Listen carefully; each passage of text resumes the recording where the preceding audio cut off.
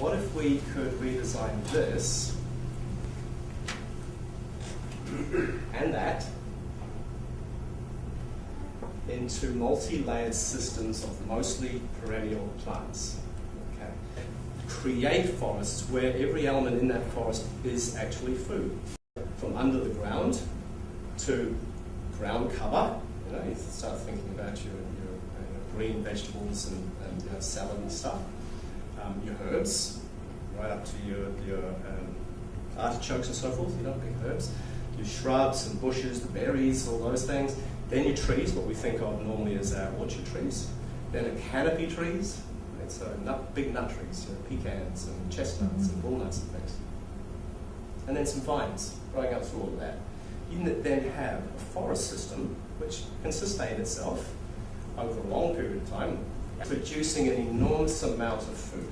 Okay, that grain field that you saw earlier, that's producing in the US, that will produce about 1.2 kilos. In a mature forest system like this, you can expect to get around 5 kilos of produce per square meter. This is a little forest garden in New Plymouth that I came across when I was giving some talks earlier this year. But there you go, there's what's in it. There's some figs over here on the left, some strawberries down there, ground level, along with some pepinos, some pumpkins over there in the back, a nice big tamarillo, some runner beans going up that tree, and there's probably a few other things besides.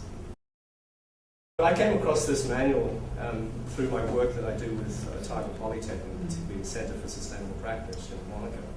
One of my students last year, who I teach social media to, was this fellow Andy Cambius, who his major project for the year was to create a food forest in Karia Flat. And they got a 49-year lease with the local council, and they established the first 700 square metres, expandable out into tens of hectares. And he didn't just do the project, he actually wrote a manual for how to do the project on public land, community food forests on public land. Yeah. So I read it and went, oh wow, that's a no-brainer. That's like paid by numbers, because he laid it out so beautifully, and it was impeccable logic. And so got together with a few friends on Waiheke and said, come on, let's do it. And so they all agreed, and away we went. I started seeing articles like this.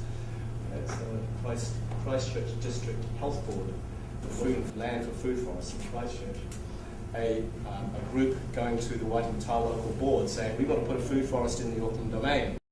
Around this time, I decided that it was a really good idea to get the web domain foodforest.co.nz, which I got, and about 2 weeks later I got a call from a farmer from Fielding who said, oh, I want to put in a 10-acre food forest on busy road frontage and use that as a model for having food forests on road frontages all through the country. And I said, great, let's talk. I'm not going to give you the domain, but let's talk.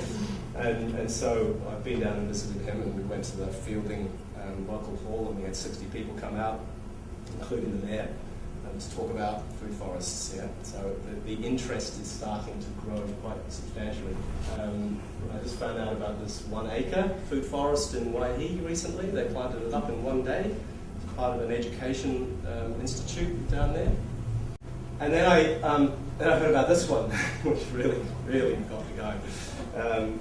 This is 20 hectares, that's 50 acres, right?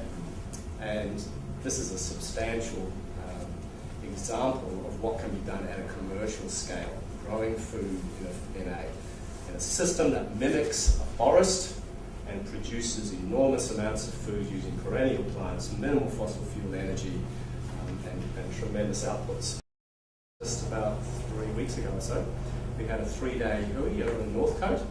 It was oversubscribed.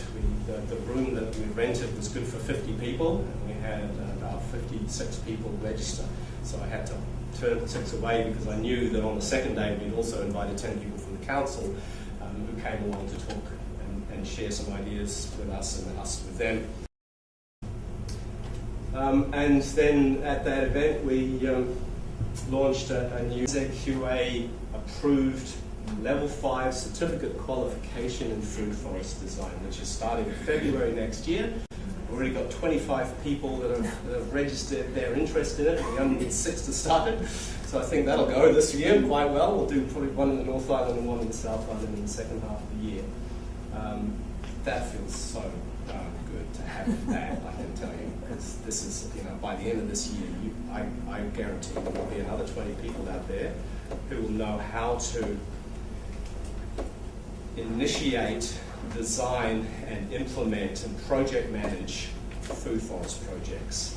Yeah, so that's our goal, is to make a farmer brigade of people who understand how to grow local food in ways that are sustainable.